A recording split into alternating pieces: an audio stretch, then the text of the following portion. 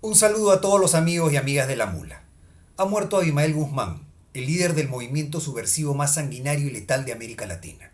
El legado nefasto del personaje no solo se mide por las decenas de miles de muertos, el daño psicológico a los sobrevivientes o la destrucción material y económica, sino también porque contribuyó a destruir el periodo democrático más pleno que tuvo nuestro país. Para quienes lo han olvidado, mientras que la gran mayoría de movimientos guerrilleros que surgieron en América Latina se alzaron contra dictaduras, Sendero Luminoso se alzó contra una democracia. Pero eso no es todo. A diferencia de los demás casos latinoamericanos, en los que la mayor parte de violaciones a los derechos humanos fueron cometidas por regímenes dictatoriales y no por las guerrillas, en el Perú fue por mucho Sendero Luminoso el principal responsable de las violaciones a los derechos humanos.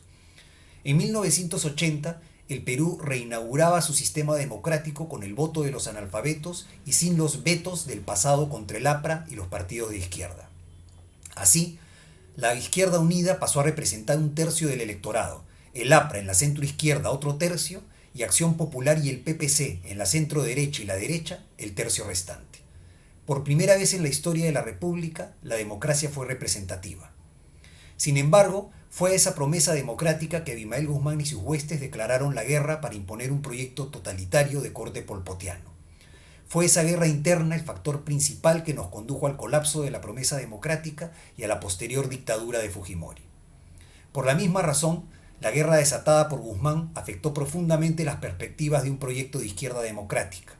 El terruqueo se mostró una eficaz arma política de la derecha contra cualquier proyecto de cambio. Ello a pesar de que la propia izquierda democrática fue víctima de Sendero Luminoso. Pocos recuerdan ahora, por ejemplo, que la heroína María Elena Moyano pertenecía a la Izquierda Unida.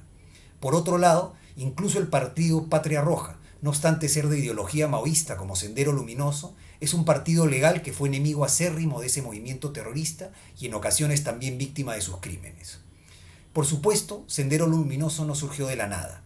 Reducirlo a una banda de delincuentes puede ser útil desde el punto de vista judicial, pero no para comprender el fenómeno.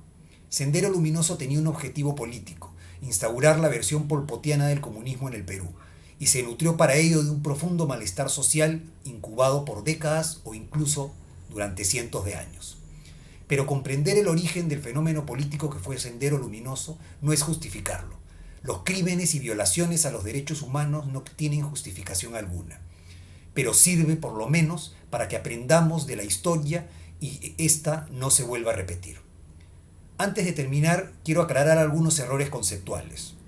Lo que hubo en el Perú fue, de acuerdo al derecho internacional, un conflicto armado interno en la medida en que un grupo alzado en armas, en este caso Sendero Luminoso, se enfrentó al Estado peruano, pero también por la dimensión del conflicto. En este caso, producto del enfrentamiento, murieron decenas de miles de peruanos.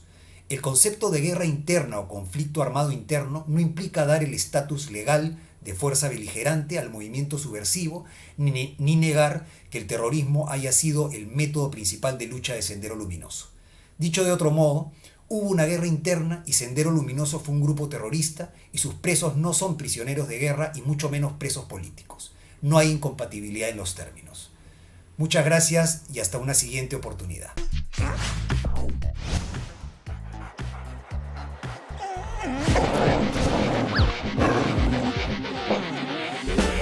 Tener una web es señal de éxito. Compra tu dominio y hosting en yachay.lat y proyecta tu negocio en grande. Yachay.lat, tu tienda online hoy.